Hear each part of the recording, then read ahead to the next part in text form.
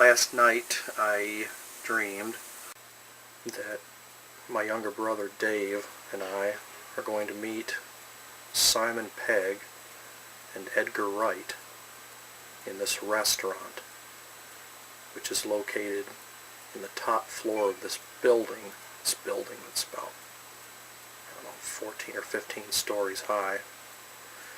And when Dave and I arrive and walk into the lobby of this building, Dave, he's horsing around. He gives me a little shove and runs off toward the elevator, gets inside the elevator, hits the button, and before I can catch up to him, doors close and he goes all the way to the top floor. And it turns out this is the only elevator in this building for some reason. It seems strange to me because it's a big building, there are lots of people. It's the only elevator in there. So I decide I'm just going to climb the stairs to the top floor because I don't want to wait for this one elevator to come back down, and also I don't want to have to deal with the fact that several other people on board the elevator are going to have to get off at various floors and pick up new people who will have to get off at other floors, and just seems like the fastest way to the top would be the stairs. So I do. I climb the stairs all the way to the top floor. Of course, I'm very tired by the time I get up there because I'm in horrible shape. And once I see Dave, I see that he's having a good laugh about it. Then we go into the restaurant. Now the restaurant has a very corny interior, very corny theme. There's sort of an island theme. There are unlit tiki torches. There are pillars that look like the trunks of palm trees. Plastic palm tree leaves everywhere. It's just, I don't know, it doesn't look so hot. And the whole gimmick of this restaurant is that they butcher pigs on site, and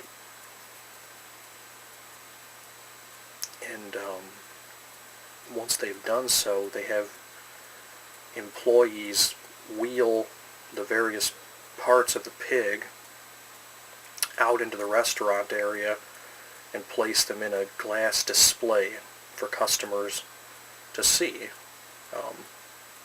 And the bacon is the big thing at this restaurant. They're known for their bacon, and I remember seeing one employee wheel out a metal rack with bacon strips that had been cured, and they were ready to be put on display. And he hung the bacon strips up in this glass display, which was located just behind the desk of the host or hostess that would seat customers once they arrived. I guess the whole idea is you look into this glass display and you pick out your own strips of bacon the way that you would pick out your own lobster at a 5-star restaurant. Anyways, we sit down, and right away Dave doesn't like Edgar Wright, which surprised me because Dave has done quite a bit of writing. I thought the two of them would have a lot to talk about. I thought that they'd have I thought they'd get along well, but no, not at all. Right from the very onset, Dave just makes up his mind about Edgar Wright, that he doesn't like him. And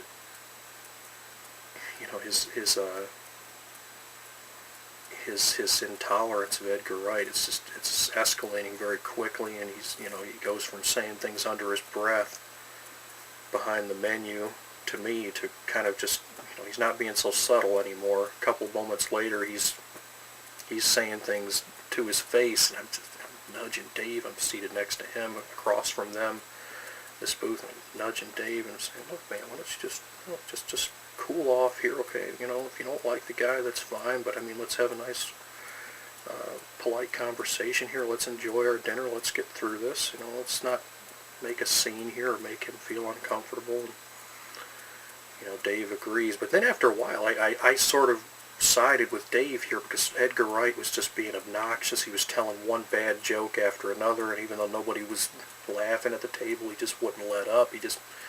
That seemed to motivate him to tell even more bad jokes. And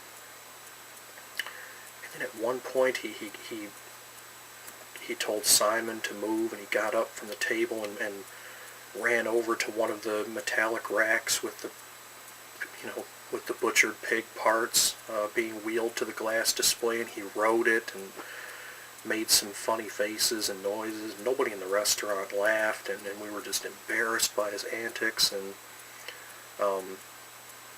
the other thing about this restaurant too is that there was an open kitchen in the center of it, where you could actually see their premium bacon being fried. And after Edgar had rode the metallic rack and nobody had laughed, he ran over to the kitchen and acted as if he were going to lay his face down on the cooking surface and just fry his cheek.